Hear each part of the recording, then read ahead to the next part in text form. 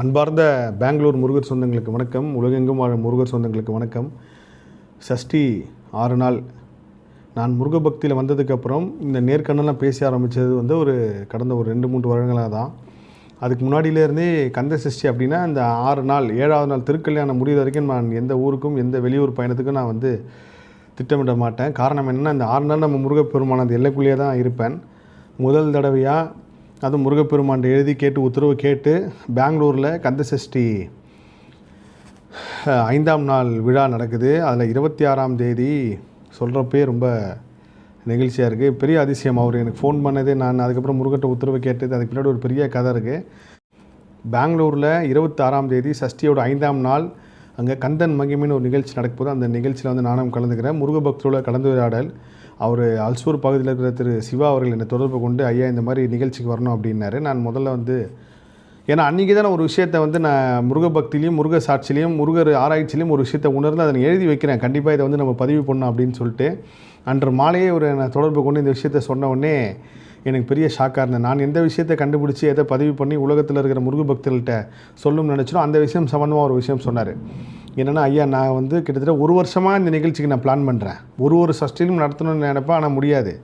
1 வருடமாக பிளான் பண்ணி இப்போது பாருங்கள், கடைசியாக அது கந்த சஷ்டிலே நடக்கிற அளவுக்கு வந்திருக்கு அப்படின்னாரு. நான் உணர்ந்த விஷயம் என்னென்னா, ஒரு முருக பக்தர்களுக்காக இதை நான் சொல்கிறேன். முருக பக்தர்கள் மட்டுமே இதை உணரக்கூடிய விஷயம். கண்டிப்பாக உணர்வீங்க. நீங்கள் ஒரு விஷயத்துக்கு ஃபுல் எஃபோர்ட் போடுறீங்க, உங்களோட எல்லா முயற்சியும் போட்டு அந்த விஷயம் நடக்கலை அப்படின்னா அப்போ நீங்கள் எதுவுமே பண்ணாதீங்க, அமைதியாக இருந்துருங்க.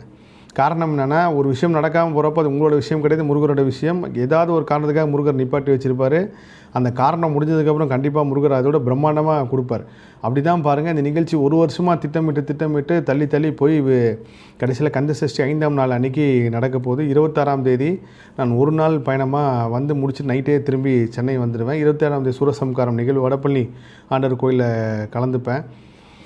ஸோ 26ஆம் தேதி வருகின்ற ஞாயிற்றுக்கிழமை மாலை 4 மணிலேருந்து 6 மணி வரையும் அங்கே அல்சூர் பகுதியில் இருக்கிற ஸ்ரீ ராம ஆசிரமா என்ற ஒரு இடத்துல கந்த சஷ்டி விழா நடக்குது. அந்த நிகழ்ச்சி நானும் கலந்துக்கிறேன். பெங்களூர் முருகர் சொந்தங்கள் சந்திப்போம். ஒவ்வொரு நாளும் வரப்போது ரொம்ப சிறிய பயணமாக அமைஞ்சிருது. யாரும் வருத்தப்படாதீங்க. கண்டிப்பாக 2-3 நாட்கள் தங்கி இருந்து முருக பக்தர்களை சந்திப்போம். ஏன்னா போன தடவை நிறைய பேரை பார்க்க முடியல.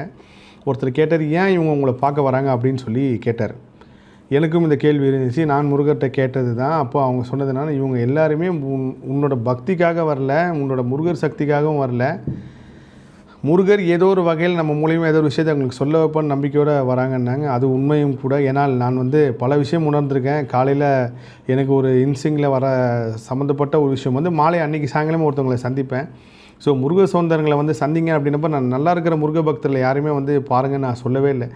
யாரெல்லாம் எதுவுமே எனக்கு நடக்கலை, நான் எல்லாத்தையும் பண்ணேன். இப்போ கூட இந்த வீடியோ எடுக்கிறதுக்கு முன்னாடி ஒருத்தருக்கு நான் ரிப்ளை பண்ணுறதுக்காக கால் பண்ண, அவர் எடுக்கலை. கிட்டத்தட்ட 5 வருஷமாக சஷ்டி விரதம் இருக்கேன், எனக்கு எதுவுமே நடக்கலைன்னு ரொம்ப வருத்தப்பட்டு சொன்னார். நான் அந்த பதிவு கூட நான் காட்டுறேன். ஸோ இந்த மாதிரி முருக பக்தர்களை சந்தித்து ஏன் நடக்கலைன்ற காரணத்தை சொல்கிறது தான் என்னோடய வேலை, முருகரிட்ட பணியை தவிர எல்லா பக்தர்களையும் பார்க்கணுன்றது எனக்கும் ஆசை தான். ஆனால் அதுக்குண்டான சூழ்நிலை ஒவ்வொரு தடவையும் அமையாமல் போயிட்டுருக்கு. ஸோ இதனால தான் முருக பக்தர்கள் சந்திக்கிறாங்க. எங்கேயோ ஒரு இடத்துல கஷ்டப்படுற முருக பக்தர்கள், துன்பப்படுற முருக பக்தர்களுக்கு ஏன் உங்களுக்கு முருக சக்தி வேலை செய்யாமல் இருக்குன்ற உண்மையை உணர்த்திட்டால் போதும். அதுக்கப்புறம் கண்டிப்பாக அவங்க முருகர் பார்த்து முடிச்சு போயிடுவாங்க. இதுதான் இந்த பதிவு. இவர் என்ன அமைச்சிருக்காருன்னா, வணக்கம் அண்ணா, முருகரால் என்னோடய வாழ்க்கை மாறவே இல்லை. நானும் 2020 கந்த சஷ்டி விரதம் இருக்கேன். ஒரு பயணம் இல்லை, இருந்தாலும் இந்த வருடம் இருக்கின்றேன். விரதத்தோட கடைசி நிலைமையில் இந்த உலகத்தில் இருக்கவே வேண்டாம்னு கூட இருக்குது. விரதம் வந்தால் இப்படி ஆச்சுன்னு நினச்சிப்பாங்களா அண்ணா அப்படின்னு. ஸோ இந்த மாதிரி நானும் பல தடவை நினச்சிருக்கேன். என்னென்னா, ஏதாவது ஒன்று எனக்கு ஆச்சுன்னா முதல்ல என்ன திட்ட மாட்டாங்க, முருகன் தான் திட்டுவாங்க. உன்னை நம்பி இருந்தான், உன் பேரை சொன்னான் இப்படின்னு சொல்லுவாங்க. ஒரு சில பேர் என்ன சொல்லுவாங்கன்னா, பார்த்தியா முருகர் பேரை வச்சு இப்படி பண்ணாங்கன்னு சொல்லி இப்படிலாம் மக்கள் வாழ்ந்தாலும் பேசுவார்கள், தாழ்ந்தாலும் பேசுவார்கள். அப்படி இருக்கும்போது நான் பெங்களூரில் பார்க்குற முருக பக்தியில் எனக்கு தெரிஞ்சு பெங்களூரில் ஒரு முருக பக்தரோட இந்த மாதிரி நெகட்டிவாக என்கிட்ட சொன்னதே கிடையாது. அவங்களோட பக்தி அபரிவிதமான பக்தியாக இருக்குது. நான் மெய் சிலிர்த்து போயிருக்கேன்.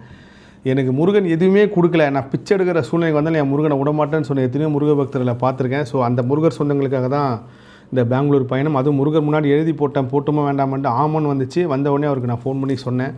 ஸோ 26ஆம் தேதி சந்திப்போம். எல்லா புகழும் முருகனுக்கே. நன்றி.